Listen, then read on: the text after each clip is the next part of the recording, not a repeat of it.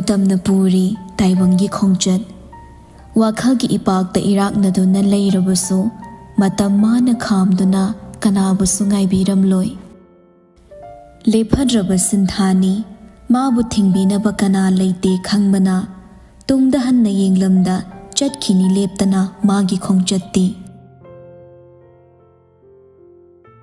numit masing yamakle mihen mana sayon bibu themzaba sayon bi maso mihen bagi thamoi mayek singna khanglaba ikaiba mahakna anam kankibana ngasi so adumak na thaina bo nari mihen ba chingarel gi lohong ba yawram laga mamtop ta chingarel changkhra tung phaizom duga keiga sayon bi hoirom da lai sayon bi su mihen bagi number di block taw khidre magi da bang hona bi ba kaya aduna marup amagi meeting da leirage khankrabani mihen basu hanakum anaye yawba nattabana sayon bi hoigi yumdadi changludre moigi thongan yawdringe gari du mafam chana khamlaga sayon bi da call torai sayon bi sungasi chingarel gi luhongbani khangi babu su baton toksilakpani adobu chatlaroi khanna chattaduna phamung deptuna leirambani ko lakpaduda phone do yenglaga ngihakle aduga phone do paikhale wadi ngangde mihen bana hello tabro kedorige kaisu tawdeda sum hipamani thawai nungai triro hippaga leirisibo eidi kegi nungai roidoiba noi ex kilo hongmani dana taning deda kai leirige call toroisibo maram leitradi call torokpa yadro haisa ai noi manakta lei lohongfamdagi lakpani sayon bi wahaiduda pisum anido sui sor janing tan hon tharaga khumai mihenba keidobala ino wana banangse mamsu mamsele halloyumda nangi nanak talak bu karigi wadoino nangna nungshi bidraso aidi nang atom nungshini ngasidi nangse hena uningakpa adogi la ini nangna thokningdradi for storyda marai ama atom yawe yom palaroidaba ingonda matam manghanbado pamui nasasu matik chariba doctor nupi phasaba ma koknungsino hangoidro nang ai marai se ainara nangnara khangdreda hairuraga na magi anabrom ektalakani aina hangoiramadi khangma numituda wai sangle khalamani nang bulaknarani khankibagi wabaga nangna leina du narambagi nungaitabaga ani du punkiduna aina tumba chaba khangda khai lenkibado nangdi khangbiba natedo sayon biso hojikti pumna ma khanglabani na masu nungai badi natte utliba mo ong mato magi da ma khanbiba sing asina thamoi du lumtharibani nungsibagi ihul du su laklibani adobo mi hen bagi da ma mahak matik cha de khallubada ihul pumna ma phathana bo honai pharese ai hai petang thorake aduga nang supasana hallo hoine adumai har adi hena nungshire edana phone thamno adum pair thoro sayon bi kari mata khumdre phone do kaktana mo nakanda thamlaga hagotli masam do haipet mingse leri do ki mangda lepaga semjilli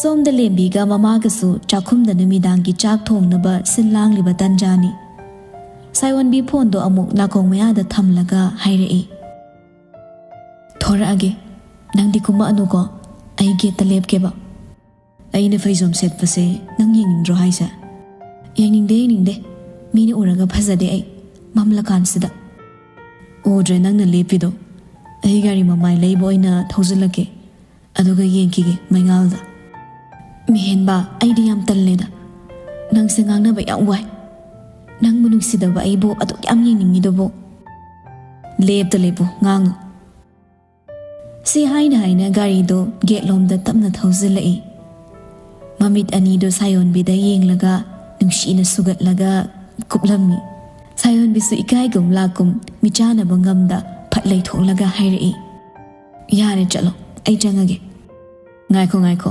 mamai leiraki adum lepo aduga chatlage ba yenguni mai karanse karan nate nungshibai haibani yengo amuka ai chatlage ba gari du mamai leiduna amu gate tu tamna thaurai Handak di sayon bido ikai na mamon nok tu na yinglammi. Madu ubada mihen badi thamoy do irang haurabani. Nangi minok sidi kuiri ukidaba. Thamoy bupung anga hole. Amuk kamamai laiki gidai. Chalo yare ay jangi. Sum ikai re. Ngai ku tham krene. Ikai ba fawri sinadi magi se kradi nungshira manisa. As nungsibu sibo ay ni kamay lauradino. Fanadam fare mana nari se. Kana amtana mit yeng karan chalakta na ba. Yum da fi hongaga chingarel hoida chapiro range. Si haidu na maso yum lom da thawkre. Sayon bi imung changak pada lembi na. Kai chaloy no tia. Nofet changa iduna. Kaisu chate he. No pagayadrabo. Ama dulak pa malida. Mud amay tawi. Ama bukanano. Yam taning de ko na. Ay nungsibaga kire. Kay no nungsibay matang hangkibro ay bo. Masana hidog char isi ngune. Kangseri. Angang na bab yam para no. Gelon silubani ay. Natraga na lohong bayeng use hybrid chatlaga. Yung zaning din na. Mama ikay da kay marup oy na tina sikay na. Baton ga sotori ay. Ay na jagpini kalimal. Punsida ay na kway da kinushida ba mi haydo. Ma oy rabani. Ay na dress tumin na may lay toko da na. Ay na hayro ba numit tagi numit kya ni suba da no. Tok na re kay na. Aduga sa school tammi kanday ay sunang nungshi kay na. Kaluraga ay oy na puzaning eh. Manung si man bay, som da ay butam oy say na nung shibiri ba mi pa, tila kumbi chubo makay pasabawahi amahirak pada, hu oy na laururi ba in. Na chesa, lay na wara in. Itik ipa chada na, isama sa kangjada na, ay ginung siba na lung mo ba, mi ginung siba po na, kay sulayta na kalo ba. Ado ichi susoyre na sana kangjare, dami hi na hosipok lepire, sida sukyam na ichi na yanin risina kaino. Now, nang na ay oira kangni. Ay na mangon na kankriba ngangkriba, chay kriba mayam do kautuoga, ay lali ay sunang munung si haigadra. Yam na isagi oy sabak kakhan ba miso oy ningde. Adoy sumatagda maso mathan po eh. Migi sumamamapal amalayini. Moy na ay kanano kanglaga haraw-haraw yarak kadaba layte ko. Hoy ni, ado sa chummi ni. Kangdre da ay sukay haidoy no. Nga do imana thongora ba ni. How na jato ogo oy na tumasigandi.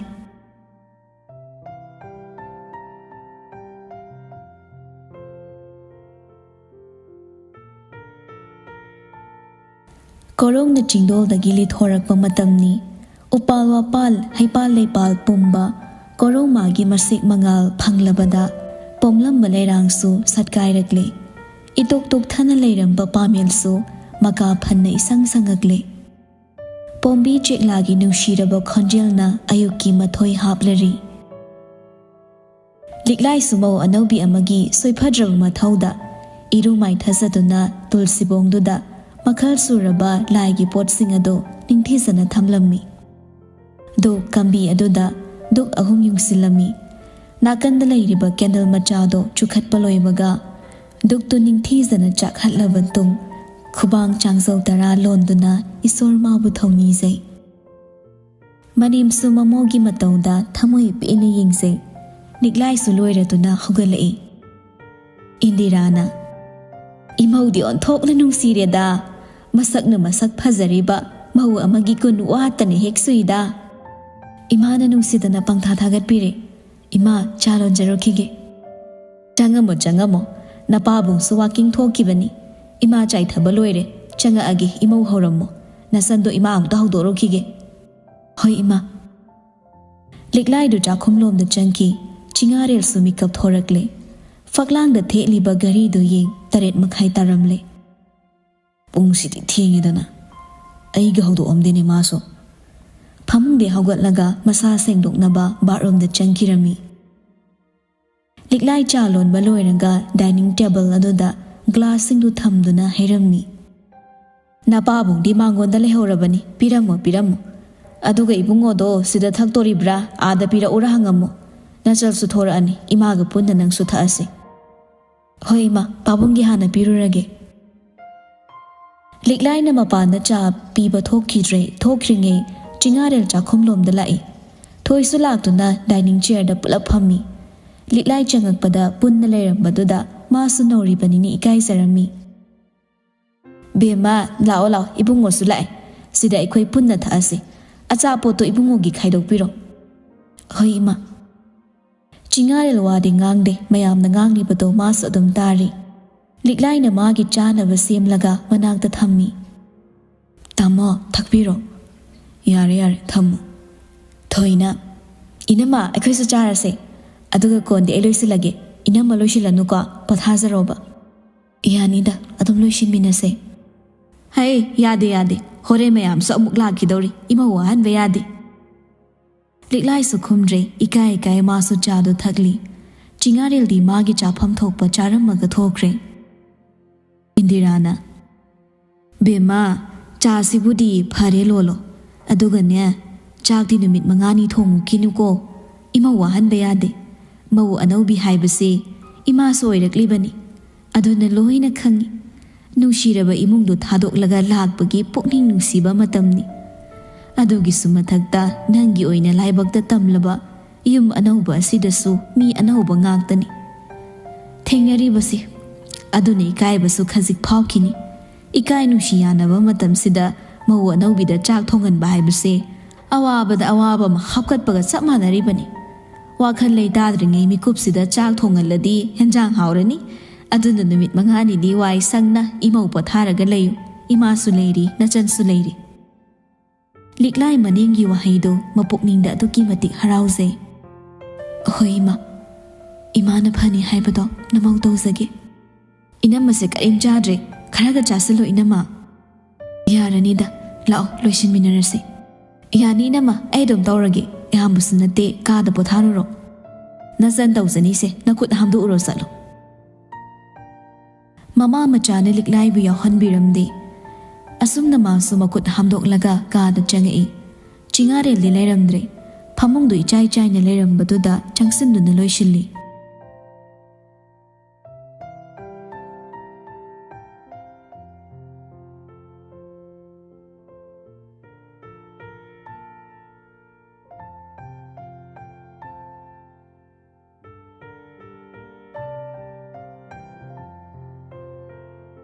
Somda mihenbagi yumdani. Ngarangdi makhoi loinamak Chingarel gi luhongba yaurubani. Aduna mama machado cha thaklinge hanagi hamu wari adum haurai. Piyainuna ibungo haujikti khara ikaiba khangba yare. Nangi marup hoi wa khangna ngarangdi hongledana. Aina ngasaina khallabani. Nganga anise chagamda thakigi fasaluraga dibe torosima. Mapasu nokmi. Fana luna tinaraso haujikti matu tirabanina anagum loinaba yararoido. Lunaga tinakidaba kuireda hanadaisu fazana loinadre aduidi kaisu khalurano pabu. Yenguni masya kayada haina khumibano. Asengmane haise luna tinaringe mabuk yam lurami aduna lapten tinarabani. Hey adumaina hainune nang marupta aduk phakraba ichadubo angang masadawna matu thirina sauningiro nangido. Mihen manoklaga imasi so ontokpa mana nupi thiraga aina kaidau sauningdoino napchadaba wa. Pharene migidi loikre aikhoina karam kandano. Ho nupi masana sukya hek yada leire aini maya nungshirurabado. Mapaga mamagi hingnaraga mamon tawi. Karamba nupino ne icha tongpokta yadriba nupidubo ipa hairusi haibro. Is asuk phakraba icha nupa sibu yadi hairiba nupidu khangningkreda. Kaya matik magul leiba nupino. Imagi wangangado taradi punsi chupagi yaroi. Manempok fatabi mali imanang. Nati iman hairisibu kari fataba yaugi. Imagi naitom poksaba sanadagi hina tangliba mani nangbu paamde hairiba nupido imagi ningi. Masaki wadi dama amfazay. Aduda masi mayanga manadaba kaino madi oiba. Kaino mayanga manadaba haidia. Koki guli jari kanna. Anghawbiro haisibo mahik singuni imada. Adumak sunate ngaudi. Karino tompo community medicine da join tori hairaga psychiatric ward ta oina tarbri chabo. Noeni na pamai khangdana nipiga thiningdreda e. Thagai singna masidi Angaubidu pamurabro nangbo. Mihenba phuk hagwatlaga isai nganglaga thoki. Angaubi amaga loina rubudagi ikoi pumnamak loina ngaure. Mamana lahawi. Hey, napsada ba thabak tawnu ko. Masibu makhoi pabo taseng na angaubi ka purak toy bazatlo. Khangde nei. Nupi thiyo na noina haidana purap ni kaina tawdori bazala. Ado oiragana Rims ki psychiatric department ki head pairibi itawdu tanaba haiduni.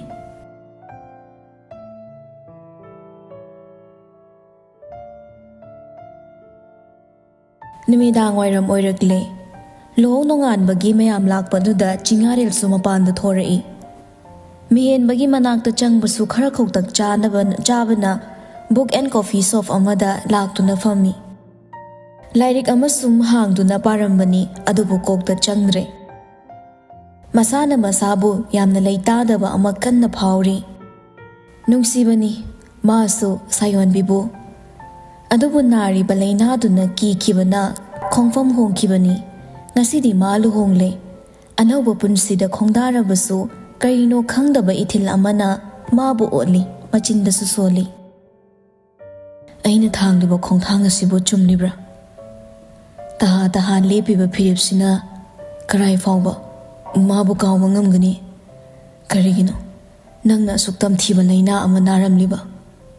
Aduga karigi mihin mana nangbu kawdriba. Mana kidribana karigi. Ay khangi mana nangbu laman khumgi khanba soidana oiramgani. Nangbu kaisu lawbiroida. Khanba yaba khallaba tumina amuk lay. Mafamduda famlamba miwai kaya amadi hawgatlaga chatnakrabani. Chingareldi machi lengdana adumak layri pungdi tareta silagle. Pairamba lairiksu khumjillaga tapna hawgatlai. Paisa piramlaga thoragle. Garida kakhattuna ngahak munna khallaga sayon bihoygi lambida lakpani. Lembiga sayon biga lekaygi dukanamda leplibado masu mayik singna ui. Khangaude mai thongna momo nokiba.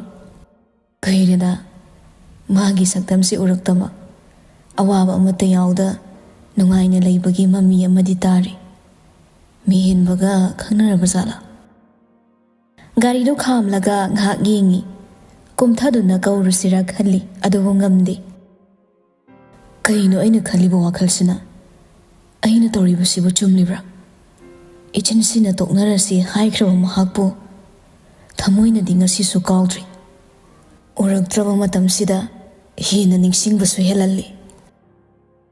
Mathanta wakhal khallinge magi mang oirapna mihin bagari do khamlaga thorakpu urai. Khanghaudana masadu su ailawi. Gari do start tawduna maning khazik halli. Chatlage khanmani. Adubu dukan duda khaw ama paiduna mihin mana sayon bigi manakta changmado maui. Starring chetna paisili kalakpa khambanba amana mathong khangdana phauraklibodo phathanaba kanna hone. Asawba ne helabra khangde garido mamai leiraga hankhre. Somda mihenba chingarelgi garido mana urakpana thawaina sayon bigi manakta changsinbani. Mihenbana chatkre asina kedongla izano. Lembina kaino yam usilaktrisa da chingarelna. Sayon bina nangna kedobala iba.